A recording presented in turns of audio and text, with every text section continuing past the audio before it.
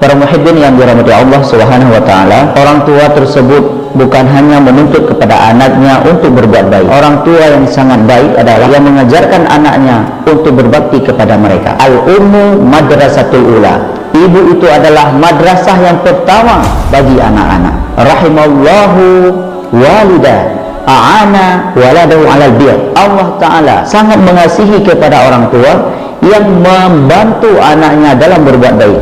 Pernah diceritakan bahwasanya seorang pernah mengadu kepada Sayyidina Umar radhiyallahu anhu, "Ya Amirul Mukminin, anakku pernah memukulku. Apakah engkau pernah mengajarkannya ilmu agama? Apakah engkau pernah mengajaknya kepada majelis-majelis ilmu ataupun mengajaknya untuk mengenal para ulama?" "Tidak pernah, wahai Umar. Aku tidak pernah mengajarkan anakku adab. Aku tidak pernah mengajarkan anakku ilmu, bahkan tidak pernah mengajak anakku kepada majelis-majelis ilmu." Maka Umar pun menasihati si fulan tersebut, "Inilah akibatnya jika engkau tidak pernah mengajarkan adab kepada anakmu."